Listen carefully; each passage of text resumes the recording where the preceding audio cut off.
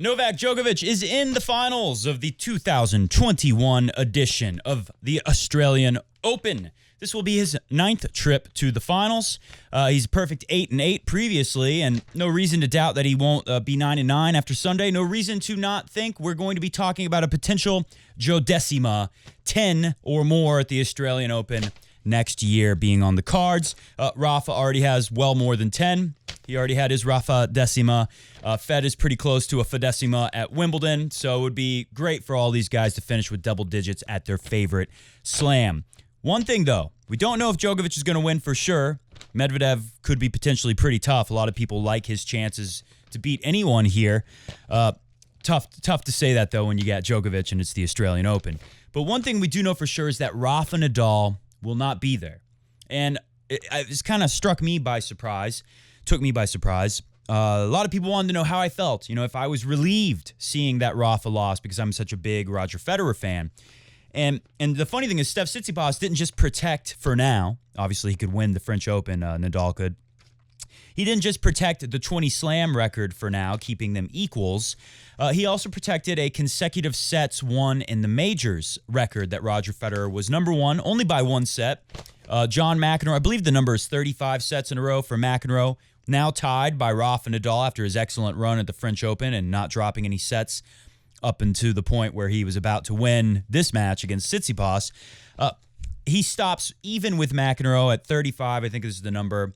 36 is Roger Federer, and I don't think Nadal will likely have a chance to get back there again. Maybe he could. I don't want to say never. He obviously has a better chance at getting 21 majors later this year. So Steph really did hook Roger up. Sure, he took him down at the Australian Open a couple years ago, but he helped Roger for now by protecting two important records from Rafa Nadal. And anyways, a lot of people wanted to know how I felt about it, if I felt a sense of relief. And, you know, the funny thing is, I was thinking about if you lose a loved one, right? You lose a friend, you don't really know how you're going to feel. You could say, oh, a friend of mine is sick. They may pass. And you start thinking, processing how you'll feel, but you never really know how you're going to feel until it happens. And even then, it might take some time to sink in and really let its full effects manifest on you. And I'm surprised to find that I feel a profound sense of sadness for Rafa Nadal. Now, you might be saying, Matt, talking about deaths in the family, and this is a freaking tennis match. Yeah, a little different, but it is the death of a dream.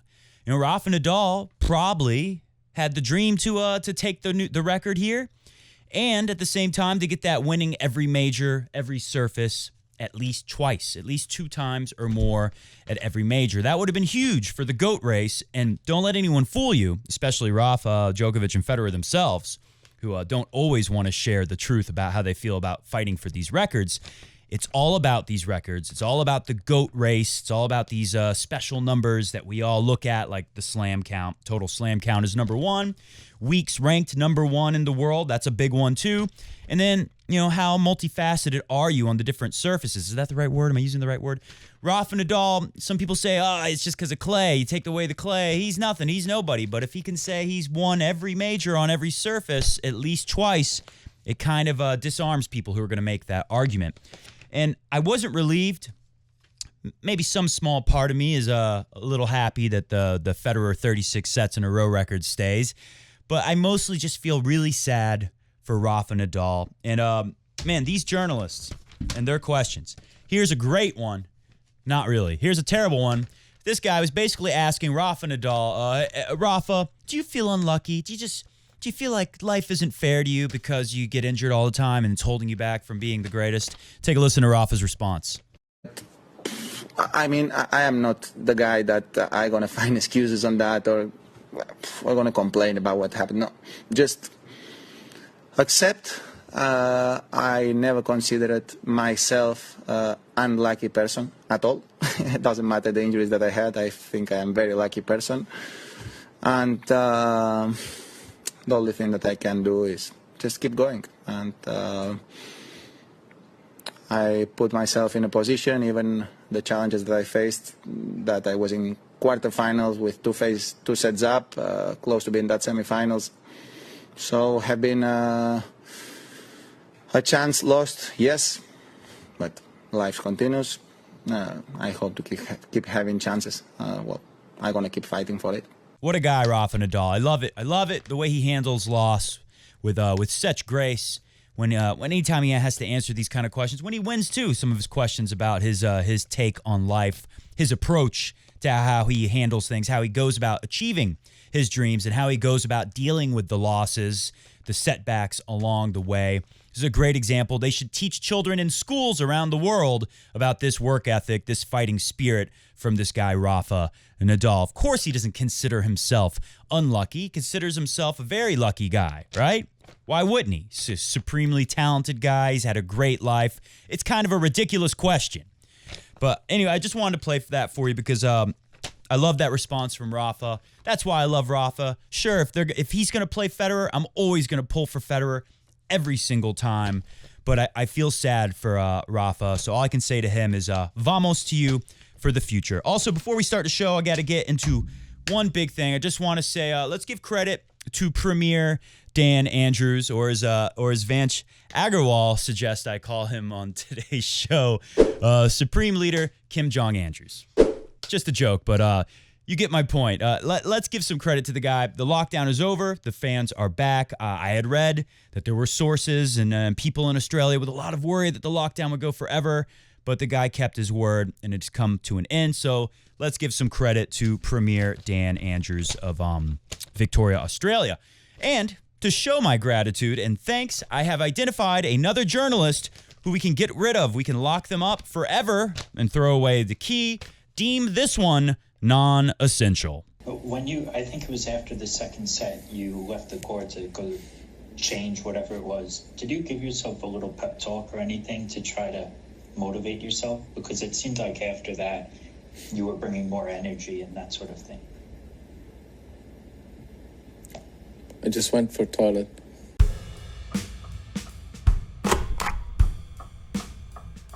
Today on Coffee Break Tennis, Steph Tsitsipas has shocked the world. We will talk about that match and how it happened when he came back from 2 sets to love down to Rafa Nadal. Sasha Zverev blows it, had a chance to take down Novak Djokovic. Djokovic still didn't look 100% to me in that match, but Zverev, he blew his chance. I don't even know if he believes that he can beat one of these guys at a major. Also, Tomislav Karatsev, our friend from Russia, what an incredible run the guy made. No one could have predicted it. But as Damian Byrne put it right here in this tweet, welcome to Djokovic's world. You get the fist right in the face. Karatsev got a taste of the big leagues with Novak Djokovic. It was an entertaining 3-set blowout, though. He made it interesting at times. Medvedev destroys Andrei Rublev. I think it's safe to say he owns Rublev now. He's got a 6-1 record over Tsitsipas. Does he own him as well? How is this one going to go? We'll talk about that. And want to talk about Serena Williams a little bit tonight. I actually watched that match with Osaka because you got to watch that one, especially it's the rematch of that U.S. Open match. But I want to say, fade the music out. My draw, pretty good, huh?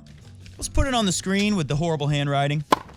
So at the top, I got Djokovic coming through to the semifinals and playing a surprise that many people might not have expected to happen so soon. Jannik Sinner.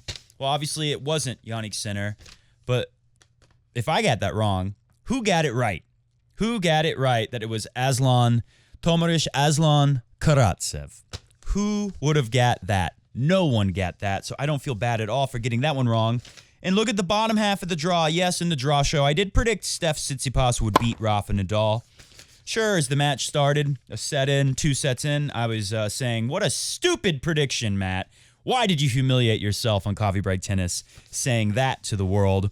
And then Steph won, and I look like a genius. And it's Medvedev, who I had beating Rublev in the quarters, had Steph beating Nadal in the quarters, had Steph beating Berrettini in the 4th round, had Demon taking out Fognini and losing to Nadal. Is that such a big difference? It was Fognini losing to Nadal in the 4th round. I think I did pretty good. I even wrote Pablo Carreno Busta if healthy, and he probably would have been there in that 4th round taking out Dominic Thiem. But what happened to the guy? The same thing that happened to everyone in this tournament. he had a abdominal issue. It's like 6 guys now. Anyways, put this up on the screen. Take a look. Do you remember this? I thought something was fishy when I said the quote of Djokovic talking about a tear and how many millimeters it was after he lost in the semifinals to Del Potro at the U.S. Open 2009. I kind of felt weird about that as I was putting that video up, and sure enough, comments on the screen, a lot of people have corrected me. I was wrong. Sorry, I rarely am wrong, so it's easy for me to apologize for this rare mistake from me. Of course, this world-famous shot, Federer himself said it was the best shot he's ever hit in his career. That came against Djokovic, 2009, in the semifinals. Djokovic couldn't have lost to Del Potro if he had been losing to Roger Federer in this spectacular match with this spectacular shot. So I got that one wrong. So sorry about that. Take my word for it, though. The article I was reading was wrong. That's what threw me off. The article did, in fact, quote Djokovic saying that it was Rafa Nadal who said that. Let's look at another thing, though. Put another clip on the screen. This is Mr. Slice from the Slice Tennis News, my friend Stephen Bowdit Boughton. He put this together on his Instagram. Of course, this is the classic BS Russian clip. This is where Steph Tsitsipas called Medvedev a BS Russian. Oh. You have some problems, you go emergency toilet for 5 minutes, urine, and then you say, then you hit let and you don't say sorry, you think you're a good kid? Look at me. Hey, look at me, huh? You don't look... He started it. He started it. I know, but stop it. He started it. Yes, but... Yes, he started it. He said bullshit Russian. You think this is normal? I answered him because he doesn't know how to fight. He's a small kid who doesn't know how to fight. That was interesting. Man, you better shut your fuck up, okay? And Danny says, you better shut your up, which is great. I love that. I love the broken English there.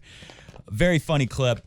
There's some drama between these two guys. Very excited to see them play. Medvedev has I think it's a 6-1 head-to-head. It's not a good thing going into the match for Tsitsipas, but I have a feeling it's going to be a good match. We're only about 7 hours away from that match, so very excited to see that. Now, the irony to me is that Tsitsipas, he's got a Russian mother, a Greek dad. He's a Greek guy, but he speaks fluent Russian.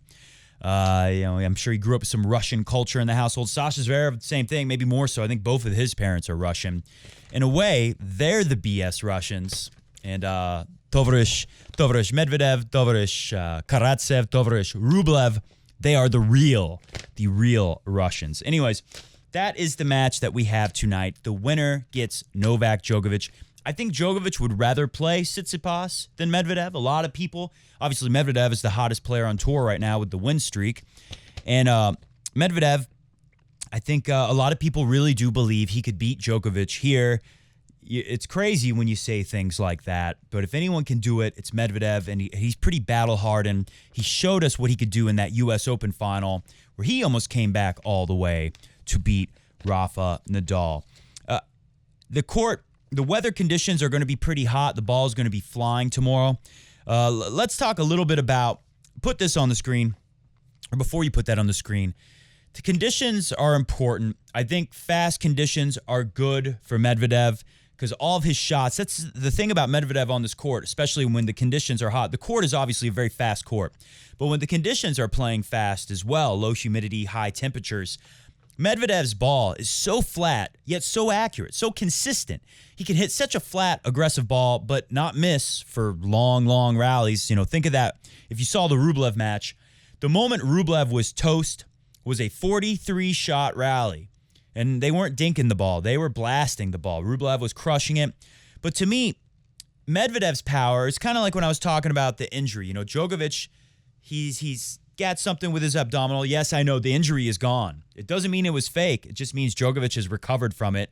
That's one of the bonuses of treating your body, making it priority number one. I have 2, not 11. Number 1, making your body a temple like Novak Djokovic does. That's one of the nice things about that, right? I think when you take that good of care of your body, when you measure every little gram or ounce of food that you put in liquid that you put in your body, and you're scientific with this formula for success, you might recover from some injuries pretty quickly. Ask Tom Brady about it. His whole thing is about avoiding inflammation and speeding up recovery. So Djokovic is doing that same kind of thing. It's no surprise to me that he would have an injury. Sure, maybe he was a little dramatic. Look, tennis players can be dramatic sometimes. Doesn't change the fact that he was hurt. Maybe just he doesn't hide it. You know, Federer played last year at the Australian Open with some serious issues physically. And, you know, he just kind of hides it and plays it down and keeps going. Djokovic will show it, then come back from it. I guess that frustrates some people. I can understand. I'm surely understanding the opponents like Taylor Fritz, who must have felt very frustrated when it looks like this guy's going to have to quit the match. And the next thing you know, you're going home because Djokovic found his best stuff again just in time to beat you in the end. I guess it could be very frustrating, but one of the bonuses of taking care of your body so well is that you're going to recover. Anyways, back to Rublev, the 43-shot rally. He was done. He was toast after that, and Medvedev went on. It looks so easy the way Medvedev can produce these shots. Djokovic similar to, and that's why. Sorry, I'm coming back full circle now. I lost my train of thought there earlier. When Djokovic started hitting everything flat, you think power. Flat makes the ball go faster through the court, but it's easier. All these forehands with lots of crazy spin and stuff, you know, all the action Rublev gets on his ball. I think that's a little harder to produce. Medvedev, he is hitting the ball very, very hard. He's putting his body weight into it and crushing that thing. But the way he's hitting, it's producing a lot of power. You're getting a lot of return on investment is basically the way to put it. He's producing a lot of power with a shot that's pretty easy to produce.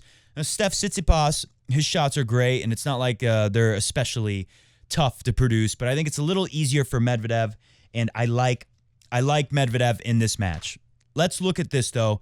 This is Roger Rashid, used to coach Leighton Hewitt, and he was talking about what it was like to coach any player to get ready for Rafa Nadal. Take a listen. Just to give you a bit of an idea, boys, whenever I coach my players against Rafa, just to give our listeners a little bit of a feel for it, my number one job was to make sure that they were physical in their movement to stay and hold around near the baseline, so they didn't let Rafa's ball spin and push them wide and across and back. So once you actually lost territory, he had full control of you. What that did, though, and I was lucky to have very athletic guys to be able to do that. Leighton obviously extremely headstrong to be able to stay there. In 2005, when he played to Rafa, after the first set, he was cramping his calves. He was pushing up so much to try and hold the baseline. And that's where you need to go. So Fabio's trying to do that, but mentally it's extremely draining if you can't get inside that 45-degree angle from the midsection of the court, and he eventually gets you through his weight of ball. So Tsitsipas was not doing a good job of this for the first two sets, and as the conditions, you know, they played the night match, it was still pretty hot, but the weather did swing a bit. You know, it was not quite 10 degrees Fahrenheit drop going from the first set to the end of that third set when Tsitsipas wins the tiebreaker against Rafa, but I think it was about 8 degrees Fahrenheit drop in temperature, and then the humidity went up something like 10 to 15%. That is enough. That's just enough to change the bounce of the ball. So that took a little bit of zip, a little bit of hop, a little bit of bounce off of the Rafa shot, bringing that forehand, you know, that big spinny forehand Rafa will hit over his head like that. The conditions dropping as that match goes hours and hours makes it a little easier, brings the ball down a little easier for Tsitsipas to hit the ball. And on top of that, take a look at this. This is a little graph here showing Tsitsipas winning pretty much all of the points inside the baseline, winning pretty much all of the points played close to the baseline, and losing the majority of the points played well behind the baseline. And as you heard in that clip of Roger Rashid, it was so important to get your player to take that ball early and really work his feet, fight to hold that position on the baseline, because once Rafa pushes you back, especially if he's pushing you back and cross court, it's over. You've lost control of the point. So that graph is from the third set. You can see there that Tsitsipas is doing really well with the stuff closer to the baseline, and as Tsitsipas played better, Rafa did look a little tired to me towards the end of this match. He looked a little bit more his age. I hate to say that, but he did look like he had less and that he kind of needed to come through in that third set, whereas Tsitsipas looked pretty fresh, like he could go, maybe he could have played 6 or 7 sets against Rafa. And you could definitely tell by that 5th set, Rafa was definitely losing some energy. But I think it became easier for Tsitsipas as the weather conditions changed and Rafa didn't get as much help with his ball. So I think that was a factor. Don't want to take any credit away from Tsitsipas, though. He did a lot of great stuff. Take a look at this picture. This is Novak Djokovic and what he did. I believe this is 3rd set, and I think he was down 4-1, or maybe he was 3-0 against Sasha Zverev. And then you might remember this. Take a look. This did happen. A lot of people saw that and thought that's the end. Djokovic is out of this thing, smashing the racket, but it was not the end. It was the beginning. It was the end of Zverev having fun in that match, and it was the beginning of Djokovic taking over the match. He pumped himself up, obliterating that racket. But here's the real thing. It's not just that attitude adjustment that comes from smashing the racket. For Novak, look at how he moves up on that baseline. I believe it says games 1 through 5. He's way back there. I haven't looked at this picture since yesterday. I'm doing this off of memory, but it will be edited into the video for your viewing pleasure. And then he gets up on that baseline. And for me, the reason why I get so frustrated with Sasha Zverev is because he just keeps drifting back. We've seen it so many times before. He's in control of that match. And then once he feels like it's his to lose, he starts to get a little tight, starts drifting back. Djokovic is tightening and getting closer, tightening in a good way, tightening up on the baseline with his feet, getting closer to the baseline. And you just knew Zverev had no chance once you saw those developments take place. So no surprises there. Karatsev, what a run. For him to beat Djokovic here, that's too much to ask of anyone. The guy's amazing. I will say this, though. I've heard that he's planning on playing Doha and Dubai, where Federer will be playing both. There is a chance we will see Federer play this guy Karatsev. How exciting will that be? Only a few weeks away from today. And he's going to play in Miami, if we're lucky enough to have Miami this year. So Karatsev is going to be around. He's going to be if there's fans in the stands, if there's fans on the grounds at these tournaments coming up later in the year, he's going to be an object of curiosity, right? People are going to flock to see this guy Karatsev. It'll be interesting to see how he deals because there's going to be some new pressure there for him. It's going to be really weird for him, but hopefully it's mostly good for him because this is a guy who maybe wouldn't be playing tennis much longer, and now he has a real career out of tennis. He has a very successful career. Even if this is his only great result in his life, I think he'll be able to string together enough money to make a career out of this. There's some stuff talking about, Zverev and Djokovic. They kind of threatened to, not play or saying players won't play. There's been a lot of injuries. Put this comment on the screen. This is something I was thinking about. This is from Edwin Wang. He said, too many sit-ups, planks during hotel quarantines. And that is exactly what I was thinking. But it doesn't really make sense because Djokovic is one of the people to have this same abdominal injury that we see from everyone. And, he wasn't stuck in the tiny room the whole time doing too many planks and sit-ups. But I did wonder that, why so many abdominal injuries? We've never seen anything like this.